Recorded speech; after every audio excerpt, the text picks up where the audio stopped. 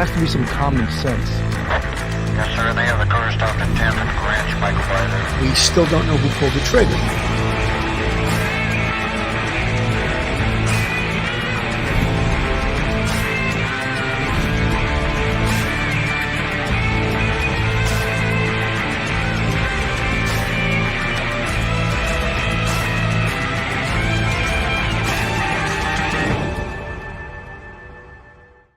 Hello, everyone, and welcome to Police Off the Cuff, Real Crime Stories. I'm your host, retired NYPD Sergeant Bill Cannon, a 27-year veteran of the NYPD. As you can see, my face is a little bit sunburned today. For those watching on video and not listening, I'm in Jupiter, Florida, where the weather has been exquisite these past few days. But I understand in the Northeast it's been a little bit rainy, so I'm heading back there tomorrow. Not because it's raining, just because that's where I live, and just took a short little vacation. And I did put some sunblock on my face, but I have that light Irish skin that the sun just busts right through it and gives me a sunburn. So enough of that. You don't want to hear any more about me. I don't know how many of you watched last night's episode of New York Homicide. I was on it with Detective Pat Porteous, Lieutenant Dennis Chernza, on a case that occurred December 1st, 2001.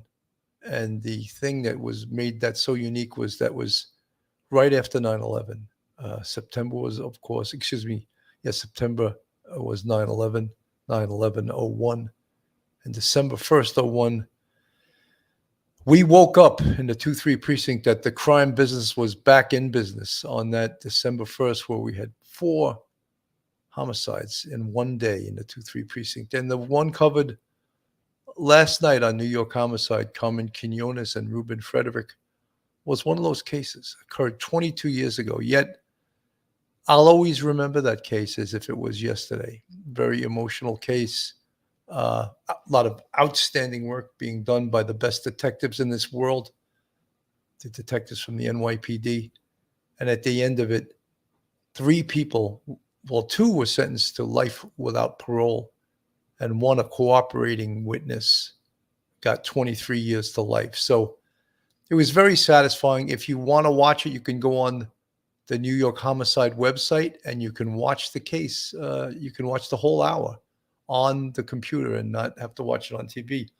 Otherwise, I'm sure it'll be replayed on the Oxygen network. But I was very pleased with how it came out. You're not always pleased. You know, they interviewed me for about 4 hours, and I was thinking, oh, they're going to cut this down to nothing. And actually, I had a lot of FaceTime, so I was pretty happy with it. So again, if you get a chance to watch it, you can go on the New York Homicide website, or I'm sure it'll be on Oxygen Network. They'll replay it again at another time. So tonight's episode, really, Ruby Franke, Jodi Hildebrandt. Who will cut a deal first? Who's worse? Who's the worst person out of those 2? And you know something that I didn't include in the title? There's actually a third person that could be looking to cut a deal in this horrific case. And I know you guys know who I'm talking about. Yeah, that would be Kevin Franke, the husband of Ruby Franke. And I've said this before, I think he's going to be running right to his attorney. And as soon as there's any inkling that he potentially could be charged, I think he's going to be looking. He's going to be the first one to turn evidence. He's going to be the first one to say, wait a minute, I'm not going to jail for this. I had nothing to do with this. And of course, now he's talking about all kinds of loyalty and all kinds of never cut a deal, never turn on my wife. Wait till you see the inside of a jail cell. And even worse, wait till you are threatened with the inside of a prison cell. And guess what? He'll sing like a parakeet. Yes, to save his own butt, he will start to sing. And in my opinion, right now, from what I can see, he is the least culpable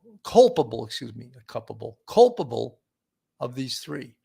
So he has everything to win and not that much to lose. So you're going to see his attorney, and his attorney is Randy Kester is the attorney for Kevin Franke. You're going to see that attorney start to show up and start talking and singing a different tune, because once the prosecutor sees the evidence, I think that Kevin Franke is going to flip. And what if he doesn't flip? What if I'm wrong and the district attorney just doesn't include him? Who out of Ruby Franke and Jodi Hildebrandt, who do you think of those two is going to flip? Who do you think? I'll tell you one thing right now. If I was the prosecutor, I would not even consider Jodi Hildebrandt a deal for her. No way on this earth would I consider of giving Jodi Hildebrandt a deal. So who does that leave? That leaves Ruby Franke. And you know what Ruby Franke's defense is going to be? Come on, guys. I got some smart people in the chat. What her defense is going to be? What do you think? Come on, guys. What is it? She was brainwashed by her therapist. She was under the spell. She was under the power. She was under the manipulation of Jodi Hildebrandt. The attorney, I can see the attorney cooking that defense up right now. He's got a big pot and he's stirring it and he's saying, wait a minute. Here's how we get out of this. And I'm not saying she's going to totally beat it, but she may minimize her culpability, because that's going to be her defense. Wait a minute. I was brainwashed. You could see all the people coming forth testifying against Jodi Hildebrandt of what a nasty, mean, evil person she was. So then how could you discount that when it comes to me? Well, Ruby Franke, a lot of what you did is on videotape, is on your podcast, was on YouTube. So if you can convince the district attorney that you were brainwashed, I don't know. Or if you can convince a jury, or if your attorney can convince a jury that you were brainwashed, then maybe you have a shot. Otherwise, what is the chance that Jodi Hildebrandt will claim how could she cut a deal? What could she possibly say that would make a district attorney say, you're right?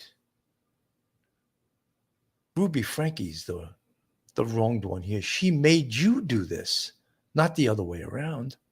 Her manipulation and her skills as a speaker, you could see she had 2 million subscribers on her YouTube. She must have came to you and just totally manipulated you. I don't see that. I don't see Jodi Hildebrandt getting cut any deal whatsoever. And I would be interested to see or hear, what is her defense attorney's plan for this?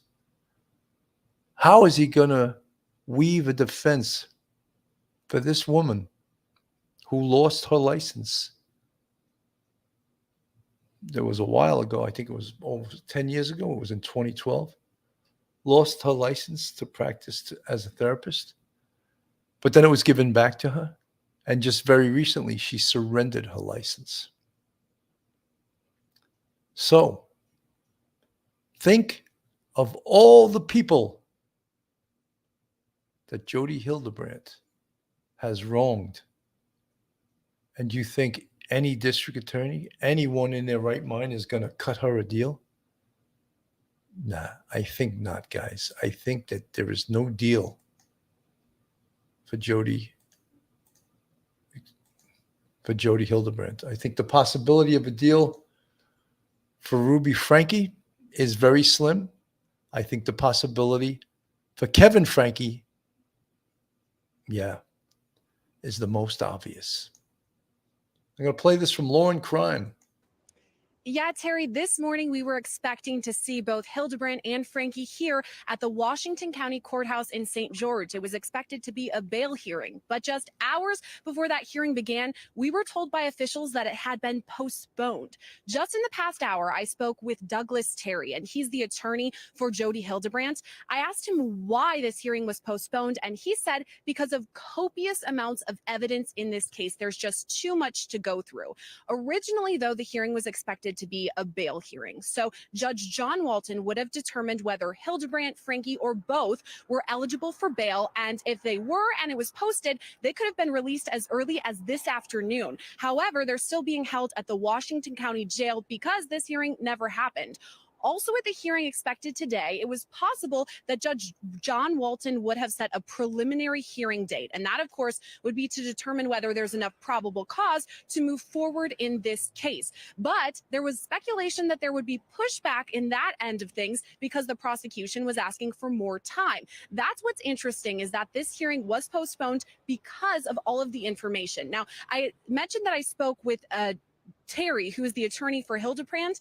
I asked him why this hearing was postponed and whether he wanted to speak on camera. And what he told me is he was uncomfortable speaking on camera because he still didn't know that much about the case, which really goes to show you the amount of evidence that we have here. 3 weeks ago is when they were arrested. Terry, you spoke about it just moments ago when that 12-year-old boy broke free just about 20 minutes away from where we are right now. So that's been about 3 weeks that both sides have had to go through all of this evidence. It just goes to show you just how much there is in this case. As of right now, there's no official hearing date set for the future, but the motion that was filed stipulated that it should be set after October 5th. So that's almost 3 weeks away from right now, but still no official date set. Well, that's all very interesting. I do want to ask you just a couple of questions. If they actually did not go for the hearing today, do you think that they will try to get another bail hearing? Maybe obviously they will go straight to the preliminary hearing, but I'm sure that their attorneys want them to be out of the, jail at the moment.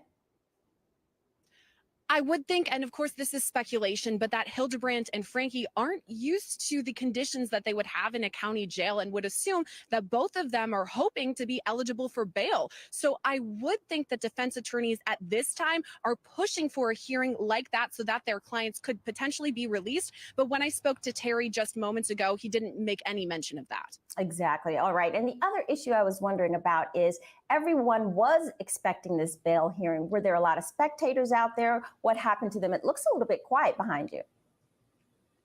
Yeah, it's really interesting that you bring that up. Right now, there isn't much action here at the courthouse, but I arrived at about 8 o'clock Mountain Time this morning, and that was several hours before the hearing at 11 o'clock. Already, there were people who were inside, a handful of people from different stations, networks, reporters, but also a handful of local people who've been following the case and even knew about the Franke and Hildebrandt situation prior to the arrest, back when it was 8 passengers on the YouTube page, or whether it was Jodi Hildebrandt and the connections videos that she made with Franke. So there is a lot of local interest in this case, and people were planning to sit in on the hearing. Okay, we will be with you, Sierra. Thank you. You know, folks, some of you are asking, is there involvement by Kevin Franke, and how is that ascertained? Well, up until 14 months ago, he was a willing participant in all of Ruby Franke's, and he's the husband of all of her videos on YouTube. And the videos publicly displayed what was going on. The videos publicly displayed how her children were being treated. So this is not anything new. So evidence against Kevin Franke? You bet. You bet.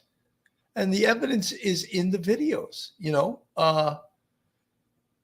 it's how he could now say, look, I have a lot to say about Kevin Franke. I can't understand how a dad, how a husband can stay away from his children for 13, 14 months without reaching out to them at all, and fully knowing what was going on within his family. and he stays away. Is that a strong man, first of all? I'll answer that. No, it's not. And I've said numerous times, if that was me, I'd be fighting tooth and nail to see my kids. Jeff M. from the chat, if the prosecution tells Jodi's camp we're pushing for a 10-year minimum sentence if she's found guilty, and they offer Jodi, say, 8 years if she pleads out, then I think she takes the deal. You know, Jeff, we are so far away from that, but I just think that at this point, perhaps they would entertain, a defense attorney would entertain a meeting with the district attorney. Well, what do you have? Show me what you have evidentiary-wise and talk to me about what you're looking to, what type of sentence you're looking to go to if we go to trial and get convicted after trial. And if it's a huge sentence and the defense attorney says, well, say, for example, my client would be willing to cooperate and testify against, this probably will never happen, because how much worse is Jodi Hildebrandt than Ruby Franke? Is she that much worse? As I said, the deal to be cut is Kevin Franke and not Ruby. Not Ruby. Kevin Franke is the one who is going to be offered a deal, and no doubt in my mind. And other than that, I do not see Ruby Franke being offered a deal. And I see her as the lesser of two evils. I think the most evil in this whole situation is Jodi Hildebrandt. Anyone agree with me or anyone disagree with me in the chat? Mel Stiller says they're both absolute monsters. Well, Mel, yeah, I think you're probably right, but I think the lesser monster, the lesser of two monsters would be Ruby Franke, in my opinion. When you watch some of what has happened with other people coming forward, I see that. For and on. I don't know how to pronounce sure for and on. There is still so much more to come out. My heart goes out to these kids and all those couples she split up. Thank you so much for the $6.99 super sticker, and thank you so much for your comments. I take each and every one of your comments from the chat as important and knowledgeable because you guys have been following this case.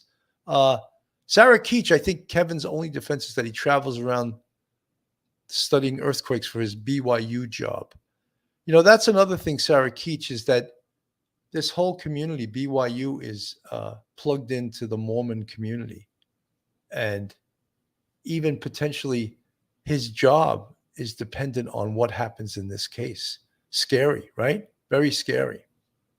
Know that. You also probably have seen my sister Bonnie's video. I was about to post a video yesterday or today and just couldn't bring myself to do it. I've been. This is the sister, one of the sisters of Ruby Franke. Let's see what she says about her older sister. Trying to gather my thoughts for several weeks, and I don't think I'm ever going to have my thoughts completely put together here because it's involved so many people. There's so many little details.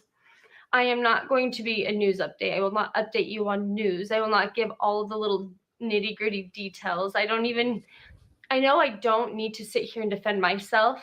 I know I don't need to go into the history of what has happened.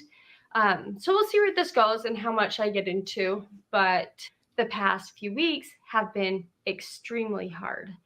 Not only did all that happen with Ruby, but I had just moved to a new state, and Landon had to go back to Utah to finish up his dissertation for his degree. And so I've been settling into a new home with the kids without his help, and all of this fell down. So I literally have not had the physical or emotional capacity to address anyone, nor do I need to address anyone. But here we are. 3 years ago, Ruby, everything was great. It seemed to be fine anyway. We were a typical family. She was getting some therapy counseling because their family needed it, which I think is great. However, I think you need to get it from a great source. Read the reviews. Jodi Hildebrandt and her website or therapy style, I don't know what you want to call it, connections, was not a great resource. And we all saw it. We all felt weird about it. Imagine needing therapy. You legitimately need therapy. And your therapist turns out to be Jodi Hildebrandt. Could you imagine that? Like, wouldn't no therapy be better than that, than bad therapy? The answer to that, I think, is yes. I mean, how could that at all help you? It's going to hurt you. There's no doubt it's going to hurt. This Jodi lady, we weren't comfortable with it. We didn't like it. We didn't like the teachings Ruby was bringing to the family functions. And we were this close to telling her, if you come to our family events anymore, we do not want to hear what you were learning through connections because we don't like it. We never did say that to her, but we thought it. Anyway, so 3 years ago, Ruby and I. They probably didn't say anything to her because they were terrified of her, because she was plugged in with the church. The church was referring clients to her. The church supported how and what she was teaching.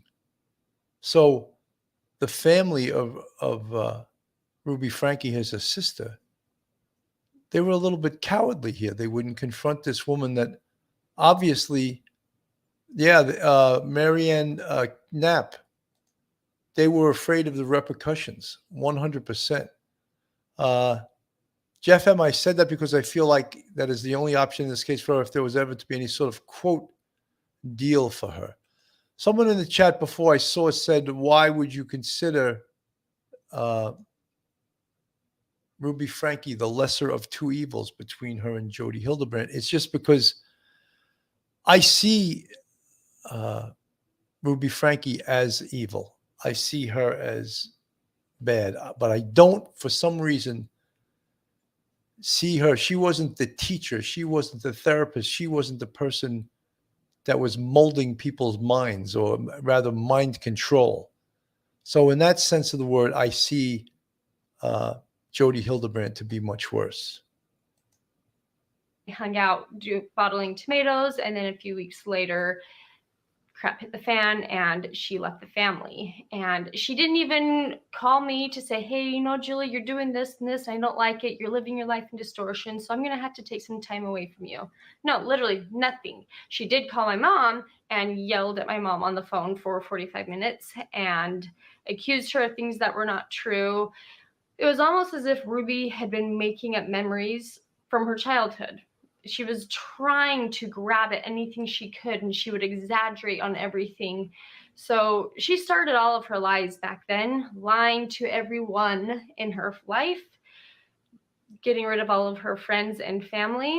And I literally had no contact with her. She wouldn't respond to any texts or emails over the time that I tried reaching out to her. Never got a response from her. So I was very fortunate to have been able to reach out to her daughter, Sherry, once she was an adult, and we were able to form a really close, strong relationship.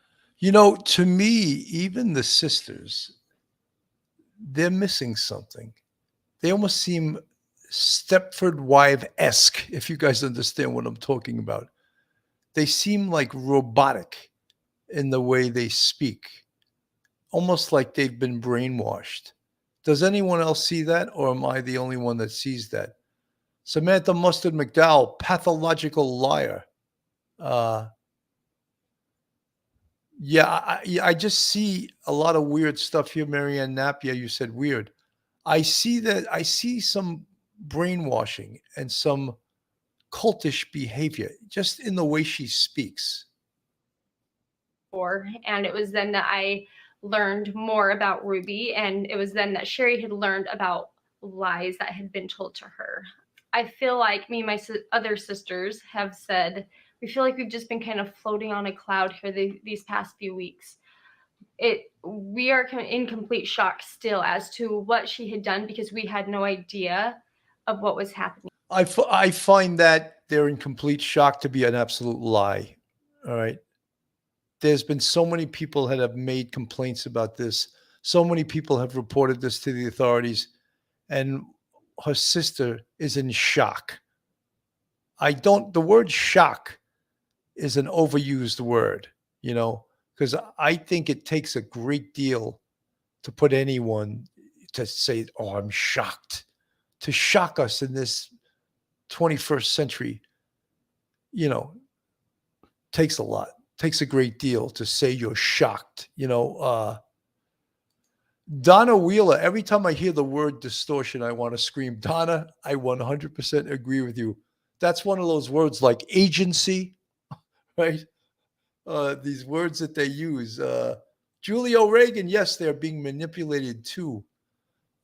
Missy Blue, Ruby got tired of all of the phone calls to CPS, and she found a way to continue making money on YouTube by booking up with Jodi. Jodi is the bigger monster, but Ruby is just as bad. Missy Blue, yeah, I mean, I think if, in my opinion, the lesser is Ruby Franke, and I think the more culpable is Jodi Hildebrandt. And again, we're splitting hairs here. I think in the end of this, both of them are going to prison. Now, the title of this episode, was basically, well, who's going to cut the deal? There's the flyer. Jodi Hildebrandt or Ruby Franke, who will cut the deal first? And to the very right, I have a picture of Kevin Franke. And I think the answer to this is Kevin Franke is going to cut a deal so as not to be charged, because he is chargeable, folks. He is 100% chargeable. So on the screen there is the evil one, the real evil one, Jodi Hildebrandt. But many of you guys feel that right next to her there, Ruby Franke is just as culpable. And look at this $3.5 million house that sort of engenders calm and success and love and someone that worked really hard to get something. And it turned out to be the opposite of that. So yes, we will have to wait and see. There's some interesting things right now about, of course, bail. This is the first time I saw lawyers not pushing for their clients to get out of jail right away. Is that not unusual, that they weren't fighting tooth and nail to get their clients? They were like, whoa, maybe we ought to keep them in there for a little bit and let me do a little research on this case and find out what the hell's going on, because I don't want them out there. Jeff M., as crazy as it sounds, I guess if a person wants to be a master manipulator of other people, then what other field to get into than psychology? So was she always like this? Jeff M., psychology, or guess what else? Religion. Yeah. You want to manipulate people? A lot of preachers are great psychologists, or they know the art of using psychology. And yes, even sales and guilt. What better than guilt? What better way to get someone to do what you want them to do than to inflict guilt on that person? Isn't that the way a master manipulator does things? RV, unpopular opinion, but I don't think Kevin will be charged with anything. He was not around for over a year, and bad parenting rarely gets a day in court if the abuse is not physical. Well, RV, that is why I think Kevin Franke is absolutely 100% culpable. However, I believe that he is the weak link, and he is going to be cut a deal. He is absolutely a deal will be cut, and he's the one that's going to get it. So he is culpable, though. He is 100% culpable. Let me go back to the sister. Basically, I'm here to say that I had no idea what was happening. Like Bonnie mentioned in her video, we are not going to let Ruby destroy another thing in our lives. We have our platforms where we try and bring brightness and positivity into other people's lives. And that is why we didn't talk about Ruby in our content for the past 3 years. Yeah, we try and show the highs and lows of everyday family and parenting, but Ruby's topic was not supposed to be part of that content. And it was none of your business. It was nothing that we needed to talk about. And I wasn't sure if her kids were maybe still watching these videos, and I didn't want to be not tactful and slander their mom and then have them watch those videos. That didn't sound like a nice thing to do either. And so that is another reason why we didn't talk about the subject of Ruby for the past few years on my channel. However, as far as my platforms go, I do want to continue them, but the content will probably look a little bit different. I have some pre-recorded videos before all of this fell apart that I will be posting, and then after those videos, I will probably just shift my content a little bit, and it'll be a little different, but I will still be here posting probably once a week. And She is more concerned about her channel than she is about her sister, than she is about her sister's children. She's more concerned about her YouTube channel. Oh, if this could negatively affect my YouTube channel. Oh, no, I want nothing. I'm changing it all up. I'm doing different videos. I'm not going to be talking about parenting anymore. Is that a little bit weird? I think a lot bit weird. Instead of twice a week like I had been. And I hope you guys stick around. Those followers who have been following me for years saw past all of this. You are here to support and love no matter what.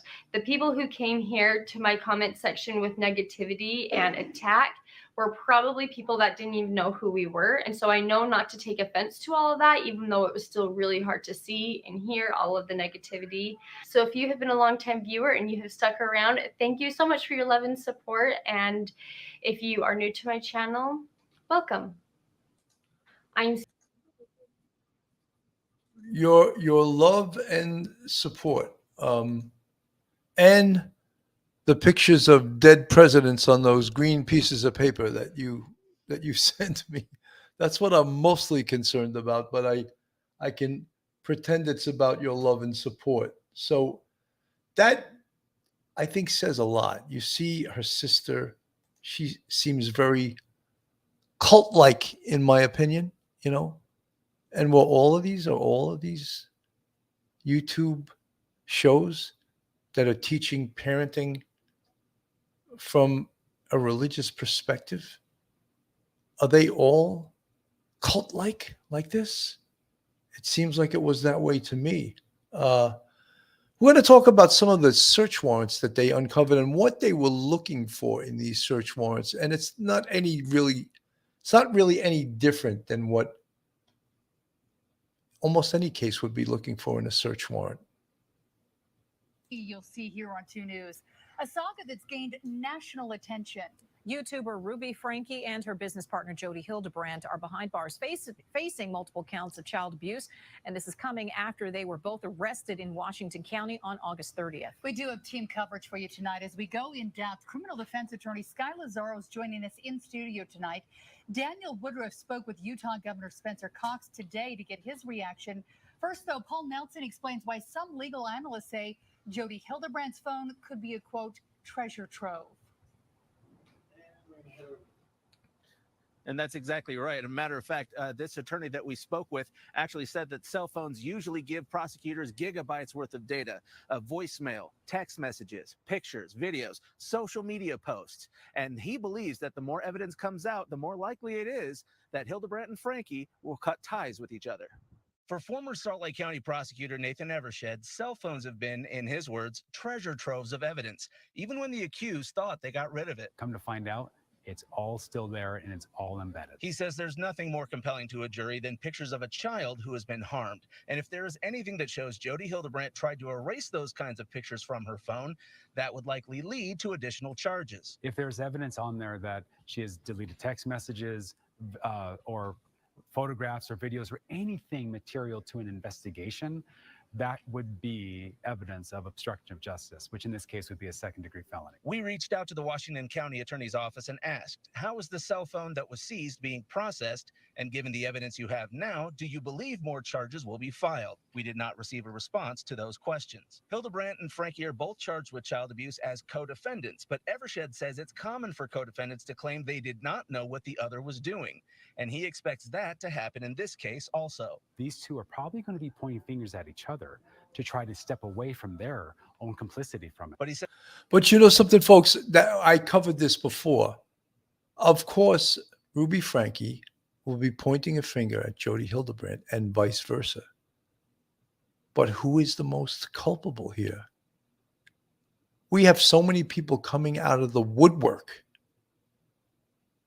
pointing fingers at Jodi Hildebrandt about what a monster she was as a therapist, how she broke up marriages instead of kept them together, how she used techniques that had nothing to do with social work or psychology, but rather almost torturous techniques that she must have got from some, mind control faction, because it definitely wasn't kind and loving social work, psychology, family therapy, counseling. It had nothing to do with any of that. What it was mind control and hatred. Says there's one major flaw in that strategy. He says GPS data and cell phone tower records might show Franke and Hildebrandt were in constant contact with each other, so neither would be able to claim they didn't know about the alleged abuse. If you can show by tracking, by the cell phones, by the GPS, by the cell towers, that they're in fact in close proximity with each other for days at a time, that's a really tough thing for them to overcome. Now, Evershed also says that these text messages, very frequently, they can show an accused person's intent, whether they intended to cause somebody harm or not. And he also believes that as this evidence does come out, that both of them not only will start pointing fingers at each other, but it could show that both of them are equally culpable for the alleged abuse, no matter which one carried it out. Reporting live, Paul Nelson. So, folks, again, like we said, someone in this case, and it's not going to be Franke, and it's not going to be Jodi Hildebrandt. So I teased you a little bit with the thumbnail for this episode. But the person who's going to be looking to cut a deal, or who the district attorney may allow to cut a deal, is going to be Kevin Franke, the husband. And I know a lot of you folks feel, oh, he was estranged from her. He's been out of the house for 14 months. Does that absolve him on past acts? No, it does not. There's no statute of limitations or on what he could be charged with.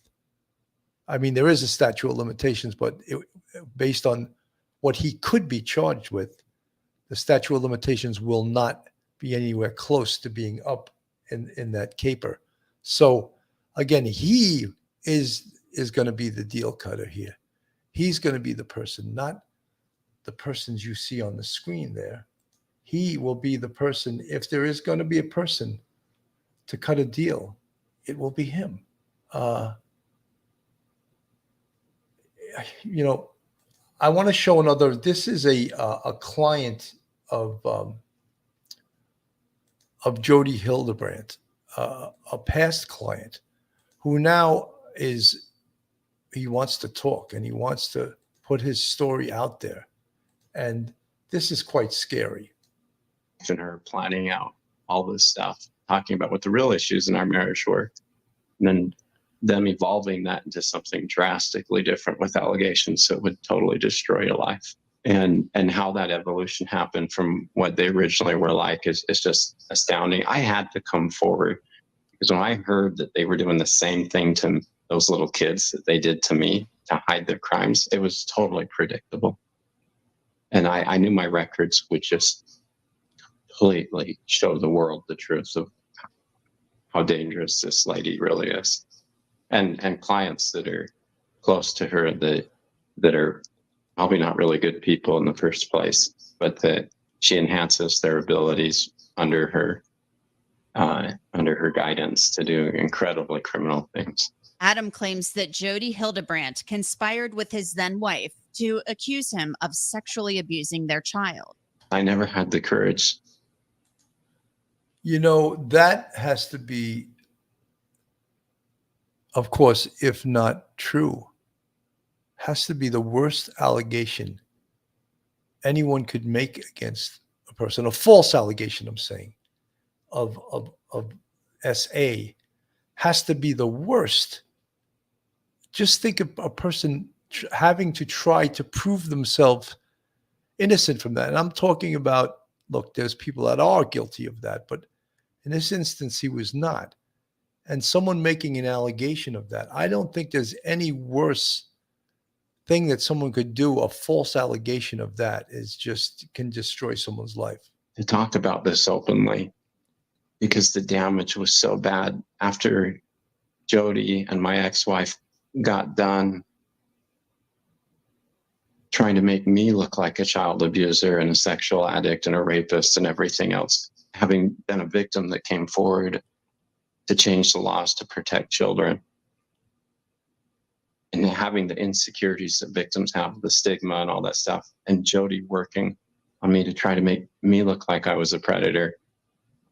In her final stage, when I refused to pay all the money and refused to stay in the group and was so uncomfortable with it, what they did to me, the coordinated attack to create the solution and all the stuff, I have all the documentation and these fine. I mean, I'm Jodi coaching my ex-wife in fine.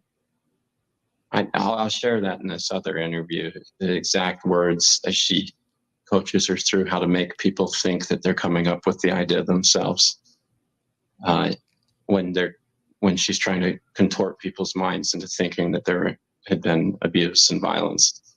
And when you start to see this evidence of what the real issues were, what Jodi's agenda was, how she went about it, and the documentation for it, these people will be hung. I mean, the game's over. And these little kids that, that they're accusing of abuse, sexual abuse right now, to hide their crimes, that's just an old MO. And I'll So be what able to Ruby prove said in court that day about one of her children sexually abusing other children and then people in the neighborhood, you're saying that's the same thing that Jodi tried to do to you? Well, not just to me, to probably hundreds of people. And there's going to be so many victims coming forward with the same story. A story that if you told it on your own by yourself, everyone would think you're weird and creepy. But when 100 people come forward and tell the exact same story, and that's why Jodi's they're trying to act sick and speed up the hearing, is they don't want this complicated thing to materialize and then show this incredible crime. Adam Steed said he went to counseling sessions with Jodi Hildebrandt for 6 months, and then he stopped. He described a rigidity in Hildebrandt's counseling style. For example, Steed claims Hildebrandt became upset if men looked at something like the swimsuit issue of Sports Illustrated, likening it to pornography. That is absolutely sick, right?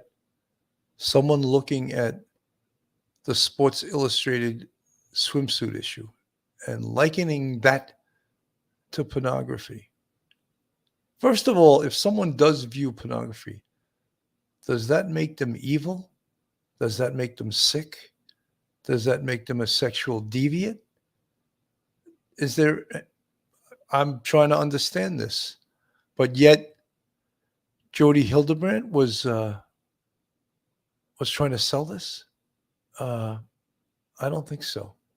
Folks, this is Police Off the Cuff, real crime stories. If you like real crime, true crime from a police perspective, then you're in the right place.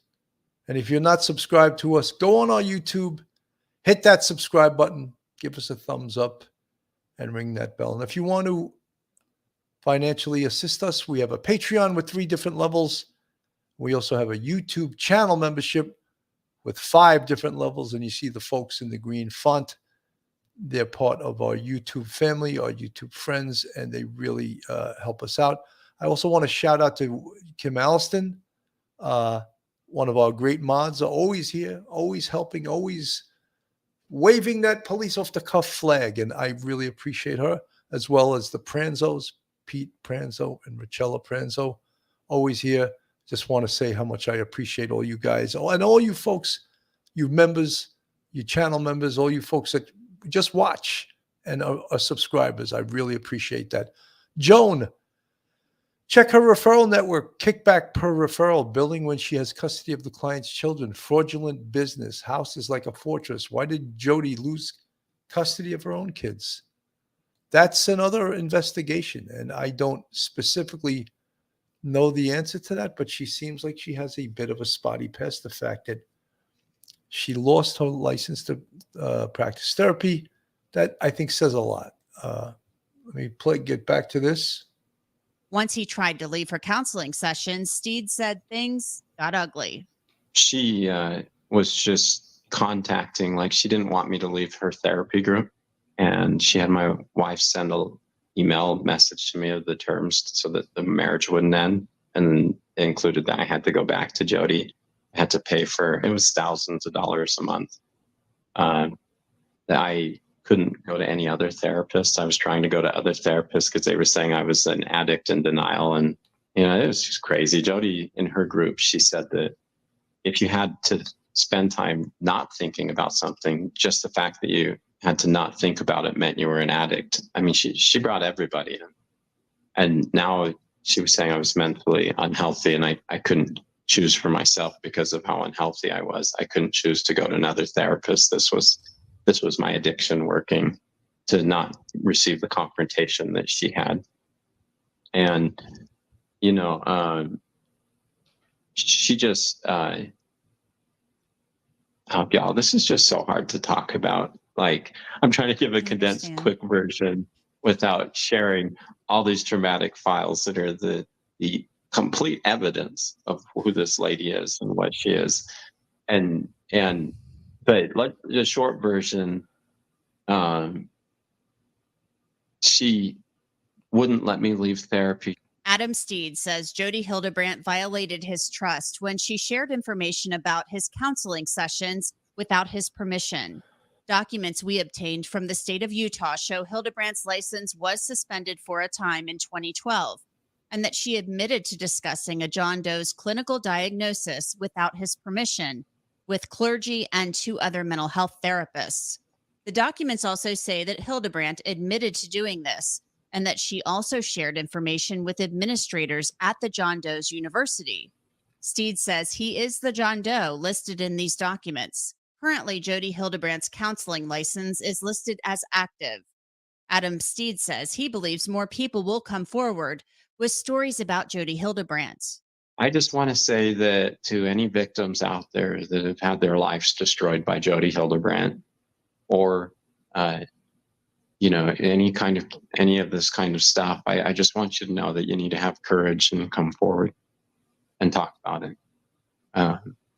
You're not alone, and it's super traumatic, but if you talk about it, after a while, the trauma will go away and you will live in a much more beautiful life for you and your family and your children and for everybody in the future. And I'm now actually pretty happy, other than just sharing this like re-traumatized, terrible, dark chapter of life that happened. And the world needs to know it because Jodi Hildebrandt's doing the same thing right now with these kids that she did to me. That's it. You know, you can even hear in, I believe his name is Adam Steed, the gentleman that was just on the screen. You can even hear in his voice how upset and how bothered and how his life was just turned upside down through this woman. And who is backing her up? Who is Ivan Guirinoni? Steve must sue the Mormon Church. Hope he can be okay in the future. These people destroyed his life. I think so. Clarabella breaks my heart. Yes, absolutely. Samantha Mustard McDowell, I hope and pray that the children get the help and support they need to overcome this horrendous abuse. Yes, it's now it's in the hands of the courts, and we're going to see this wind through the criminal justice system. And we always say the hands of the criminal justice system turn slowly, and that happens to be the truth. This is going to talk about Jodi Hildebrandt recently surrendering her license to practice as a therapist. About the 8 passengers case against Ruby Franke and Jodi Hildebrandt. Jodi Hildebrandt, Ruby Franke's business partner, has voluntarily rescinded her license to practice as a clinical mental health counselor in the state of Utah. This is the exact document she signed. So I'm going to go through it a little bit, but mostly the most important thing that you need to know is that by signing this, she agrees that her license to practice as a clinical mental health counselor in the state of Utah shall immediately be limited, meaning that the respondent shall not practice as a clinical mental health counselor in any way or manner until the allegations underlying the arrest and charges described above have been resolved. So we're talking about those being arrested on the suspicion of aggravated child abuse, of course, back on August 31st. This case is far from over. Now, I do want to point out that this does not mean she admits any wrongdoing. However, instead, what it means is that by signing this, and you can see her signature right here, she is actually voluntarily letting her license go until the case has been resolved, at which point, if she is found not guilty, she could become an active mental health counselor again. Now, this was signed by the Department of Professional Licensing, DOPL, so this is public record now. We're working to get more from DOPL as we speak. Of course, this is an ongoing investigation and something the state of Utah and beyond is captivated to continue watching. Stick with Fox 13 for all of the latest on this. So interesting. That just lets us know right now, while her case is pending, she has surrendered her license. I think that would be, if she didn't surrender her license, I believe they would have pulled her license. You might ask, the mere allegations, can that make you, can they force you to surrender your license? And I believe they can. Because would it be okay if you had allegations, again, and you're not convicted? So in our system, you're innocent to proven guilty. However, no one has a right to have a license as a therapist. That's a privilege. You pass a test, you have certain credentials, educational credentials, training, hours of training. So can they and did they pull her license? They didn't. She surrendered it, but would they have? Yes, I believe they would have. They also, I played this a couple of times, and Jodi Hildebrandt has a niece. Her name is Jessie. And she alleges some horrific treatment by Jodi Hildebrandt. I'm going to play a little bit of this, and I think you've probably seen this on some other channels, but she's pretty damn articulate. And the story she tells is quite disturbing. Severe isolation. I experienced severe emotional, spiritual, and psychological abuse. I experienced the being told I shouldn't be around other people, being told that I was dangerous to be around. People were afraid of me to the point where I was afraid of myself. I was physically, I was forced to sleep outside in the snow. I was, like I said, isolated for up to 12 hours a day. If someone spoke to me directly, if I wasn't wearing duct tape on my mouth, I had to just stare at them. What? If she wasn't wearing duct tape on her mouth, does that strike anyone as upsetting? It just went boom, went by, and everyone, whoa. If she wasn't wearing duct tape on her mouth, is that a normal way to treat a child? Duct tape on the mouth? I don't think so. And not respond, because she also had systems of people that would report back to her if I broke any of these rules. And her whole thing, which is deeply, darkly ironic, is that everything stems from shame and how horrible shame is, and that all of the reason, like all of mental illness, all tics, so like OCDs, addiction, everything stems from shame, which is just horrifying because she is the greatest perpetuator of shame. Folks, remember before I spoke about guilt, how guilt is used and abused, of course. Guilt is used to get people to do things that they perhaps don't want to do.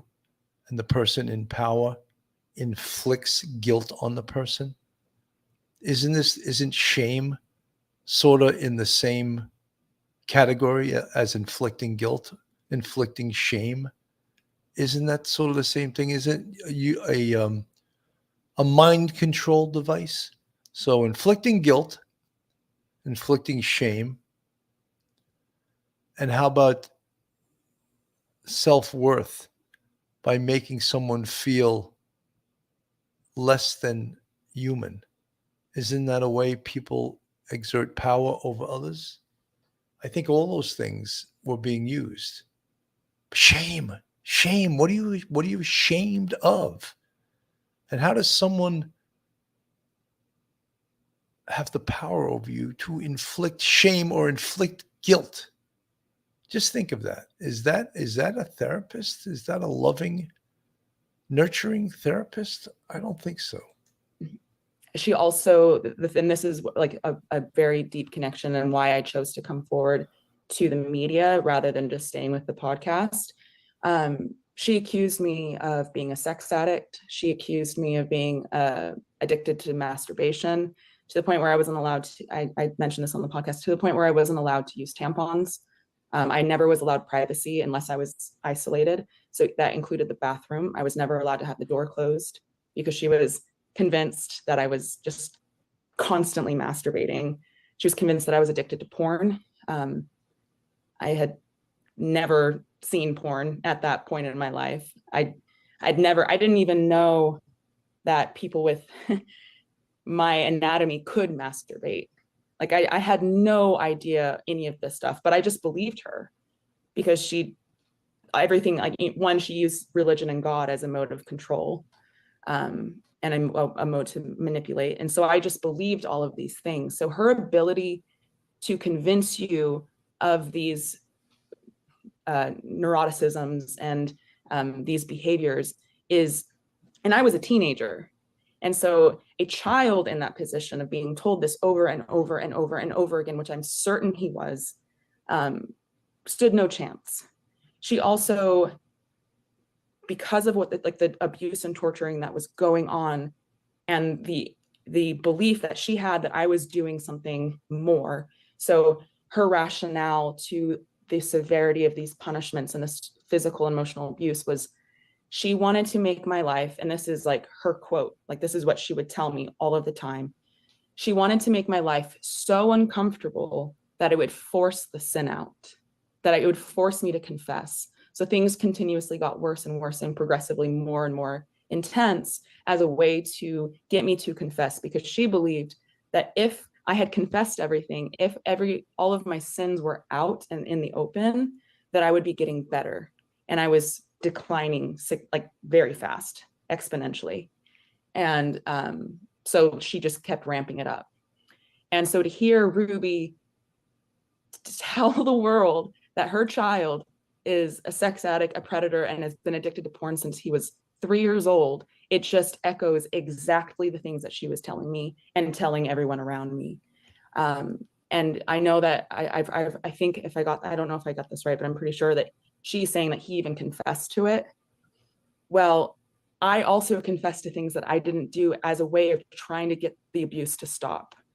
Because when she's like drilling it into you both psychologically and physically that there's more, and it will stop once you tell her, because that's what she would tell you. Like in the middle of the abuse, she'd be like, I'll stop as soon as you tell me. As soon as you tell me what's going on, like what you did. Oh, she was also convinced that I had abortions. She was convinced she made me do 12-step because she was convinced I was an addict, like a drug addict as well. I'd never done drugs. I'd never had sex. Again, I didn't know that masturbation was even possible. I had no idea what these things were. So I just started making things up as a way, How damaging is a therapist like Jodi Hildebrandt to a child? She was a child when she first was confronted by her aunt, or when her aunt was her therapist. How damaging do you think it was to her? I mean, you can see she's all tatted up. That could be just a big sign of rebellion. Now I'm free. Now I'm going to do whatever the hell I want. But all of these allegations against her that were meant to shame her, guilt her, shame her, some of the things she didn't even know about.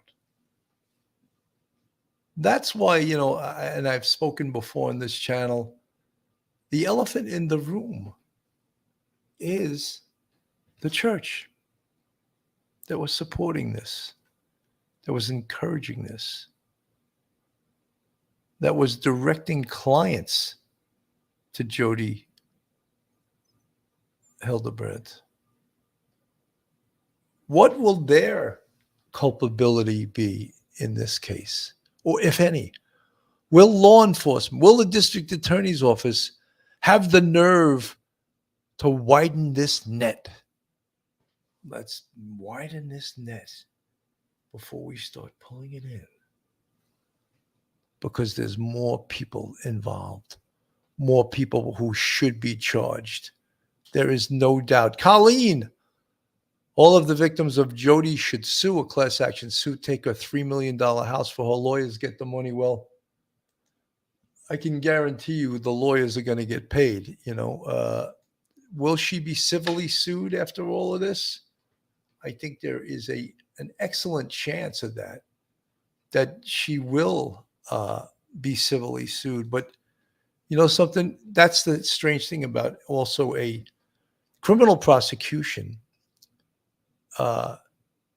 can make the defendant, if they have means to pay the attorneys, can make them broke because it goes on so long, and attorneys get paid big dollars, as we all know.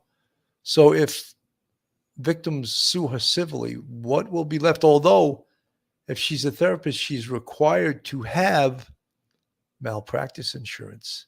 So I'm sure if she's state licensed, she has to be insured.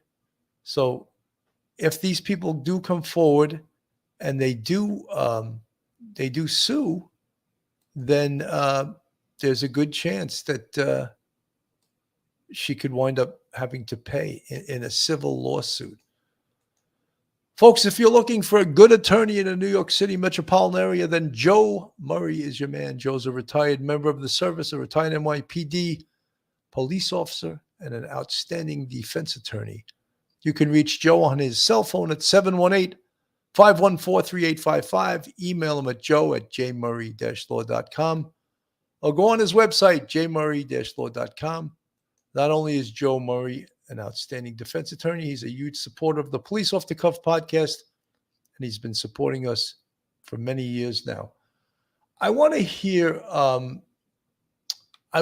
from Kevin Franke's attorney, who apparently, when Ruby Franke was arrested, she frantically called her husband, who apparently she wasn't dealing with for 14 months. So let's play a little of this here. Shocked? Absolutely shocked. Where was he when he found out about this? He was at work. And how did he find out? He found out on the news? Did someone call him? He got a call from Ruby. He got a call from Ruby Franke? Correct. You mean while she was, after she was arrested? Before. Can you elaborate on that? Sure. She had heard what was going on and knew they were coming for her, and called him and said, this is an emergency, even though she hadn't reached out to him for months and months and months before that. she reached out to him when it was an emergency, knowing she could rely on him to help his kids. So in other words, you're saying she knew the police were coming to arrest her. She calls Kevin to say, take care of the kids. How did she know the police were coming? Because again, the reporting indicates is that her son had escaped that house and called and went to a neighbor. And that's when the authorities were alerted. Do you know how she knew they were coming? I would never want to predict anything that she might know. Kevin doesn't know. He doesn't know. I don't know how she knew what was going down. All he knows is he got a text from her that said, emergency, need to speak with you. He was at work and text back and said, I'm at work. What's up? And she said, I need to speak to you immediately. And then they spoke on the phone. Correct. And that's when she told him. Well, actually, I think most of it was, yeah, they did speak on the phone. So they spoke on the phone. And when she told him that the police were coming, what did he say? She actually didn't say that. She just said, you need to get down here. Need to get down here. And what did he say about that? And he said, down where? And when she told him that she was in Ivans, he responded and said, what are you doing in Ivans? And she then told him that the kids were down there. Some of the, You know, folks, I find it hard to believe that for 14 months he's been out of this marriage, and Ruby Franke and her kids were staying with Jodi Hildebrandt at her house in Ivans, Utah. And Kevin Franke was totally shocked by that news. I find that negligence on his part. How did you not know where your kids were living? How did you not know where your kids were staying? So I don't buy this. Either the attorney's not telling the truth, or I find it ridiculously hard to believe that Kevin Franke didn't know this. the kids were down there and he needed to come down. And he said, well, how long have you been in Ivans? He wasn't even told that she had taken the kids to Ivans. Let me unpack that a little bit. So first of all, their current status, were they separated? Correct. They were separated, I read, for 13 months. So they weren't living with each other. How much was he seeing the kids? Almost not at all. Actually, not at all. Why is that? Why is that? I guess almost not at all is not at all when he thinks about it. Almost not at all. Well, not at all. Okay, let's get the story straight. Because she told him it was better that they needed to work on their marriage and needed to keep their family together, but that everything was better off with him not in the home and not communicating with the children. If you can, why were they separated? What was the catalyst? I probably shouldn't go into that. That's pretty private. But let's just say they were they had a difference of opinion about their family. Parenting? I know you can't talk about it, but is it that kind of where we're going? Correct. Okay. So let me and their own personal dynamic. Okay. So he was living separate from her. Was he calling the kids? Because I think what a lot of people are looking at this and they're wondering, well, what did he know? So he might have been living separately from her for 13 months, but he wasn't calling the kids, checking in on the kids, seeing how they're doing. He's the father. I totally understand that. That was the big question on my mind and the big question on a lot of people. If you've read everything that's in the media, he's getting raked over the coals for that. But what people don't understand is that he was trying to preserve his marriage. He was taking direction from her. She's the one who asked him. Boom, boom, boom. He's taking direction from her. And her direction is you don't see the kids for 14 months. You don't get to talk to them. You don't get to call. He's taking direction from her. What type of weak man is this that would take direction from obviously a dysfunctional situation? That's why, I don't know, this attorney is either just making this shit up as he goes, or he's not doing a very good job of telling this story. To leave the house and indicating that in order for him to be able to get back together with her and be a family, that she was requesting that he leave the home and that he not contact them or the children. Later told him that everything was blissful at home. It was so much better without him. Did he ever believe that the kids were in danger? Did he ever believe that Ruby might have been doing something to the kids? He had nothing to indicate that. So again, I know you're. But you know something, he was on this podcast for years. How did he not see that? How did he not see it when he was part of the podcast? So I find that hard to believe. He saw nothing, hears nothing, sees nothing, knows nothing. Months and kind of coming out of a fog. So in other words, he was completely taken off guard by these allegations, completely shocked. Absolutely shocked. Where was he when he found out about this? He was at work. And how did he find out? He found out on the news. Did someone call him? About their family. Parenting? I know you can't talk about it, but is it that kind of where? But what people don't understand is that he was trying to preserve his marriage. He was taking direction from her. She's the one who asked him to leave. Amazing. He's their taking family, direction. And it was his desire to be able to get back with the family and preserve his marriage. So he was taking direction from her. And her direction was, it's so much better off, and I think we can salvage our marriage if you just, for now, don't have communication with the kids, and I will communicate with you. I'll reach out to you when we need to have communication. And even though they had a difference of opinion, possibly about parenting, that never gave him a concern to, hey, you know what, maybe I should check in? Because if it seemed like it was a big enough issue for them to separate, it didn't seem like an issue for him to check in on.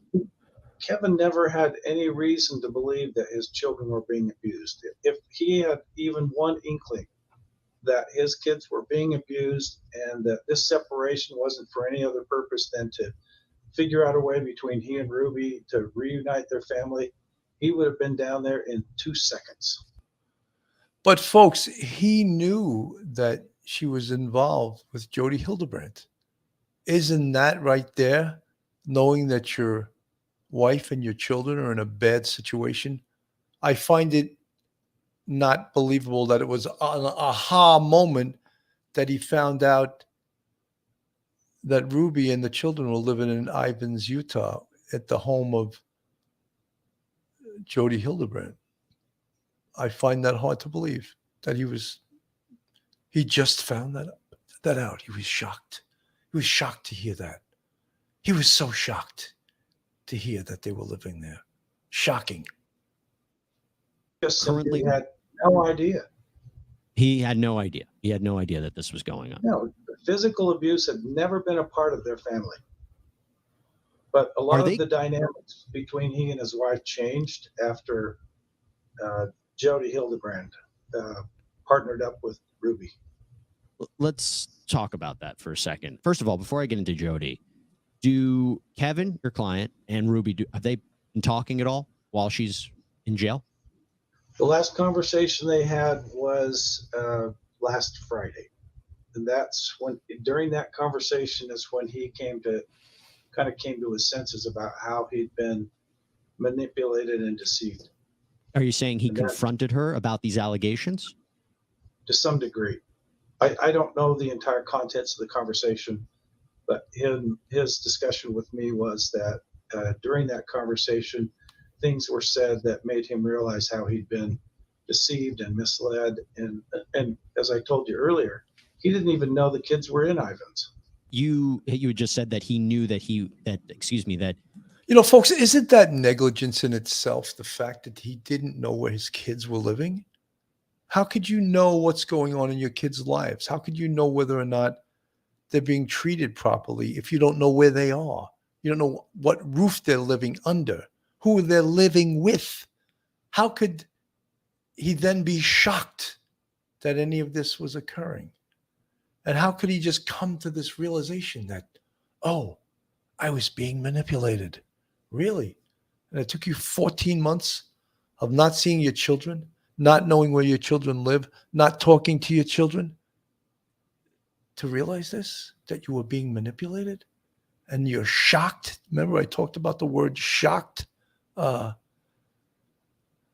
Melissa Martin, Kevin could have found as another marriage therapist and presented her to Ruby as a choice instead of evil Jodi. But Melissa, obviously, Ruby Franke had some kind of relationship with Jodi Hildebrandt. She liked her as a therapist. She liked her as a business partner. So that wouldn't be so easy just to have them break up their partnership.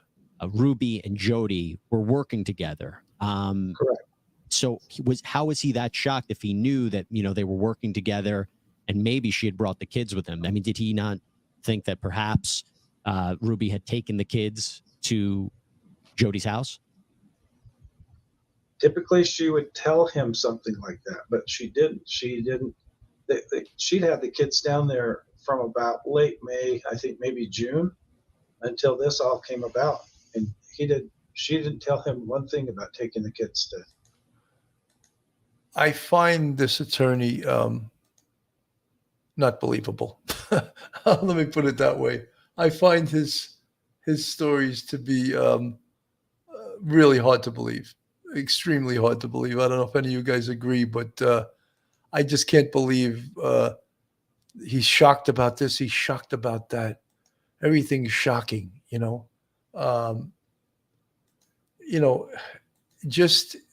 just unbelievable that everything is shocking. Kevin Franke doesn't know anything. And he just found out last week. He hasn't been around for 14 months, never inquired to where his kids were for 14 months. And then he found out they were in Ivan's. He's shocked, so shocked. And then when Law and Crime asks a follow-up question, all of a sudden the attorney really doesn't know what to say. So it's so shocking. 12-year-old emaciated son broke free. But when first responders arrived on the scene, inside this home, they found a panic room. He says it's a large room. It's a panic room. A shocking revelation made by first responders who were called to Jodi Hildebrandt's home back in August. After a young boy escaped from the home and ran to a neighbor for help, investigators found a panic room inside. Hey, LT, there's a panic room inside the garage. Downstairs underneath the garage. Pass through.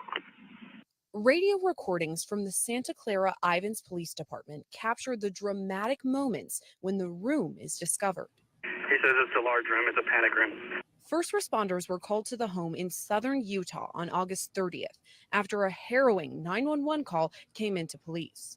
This kid has obviously been, I think he's been detained. He's obviously covered in wounds.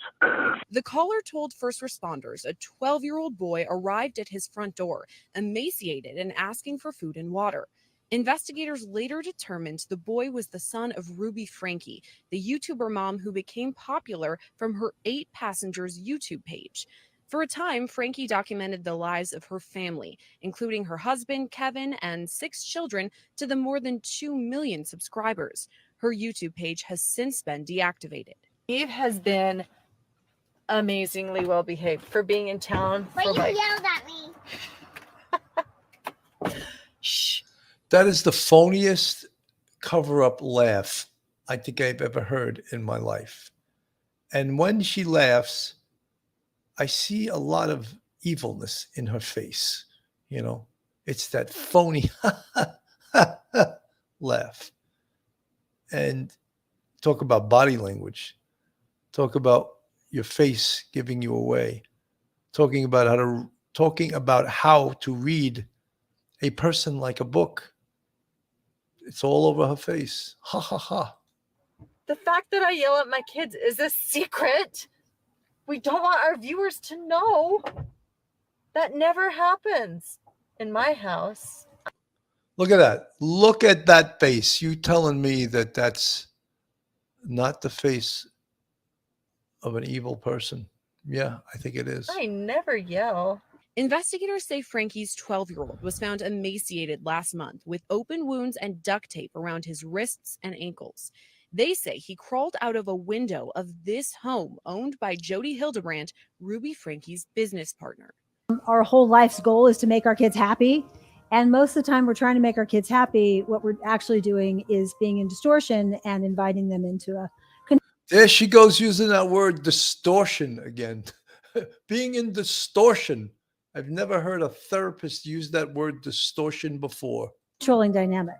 Both Hildebrandt and Franke were arrested and eventually charged with 6 counts of aggravated child abuse each. They were set to appear at a bail hearing this week, but hours before the hearing, it was continued.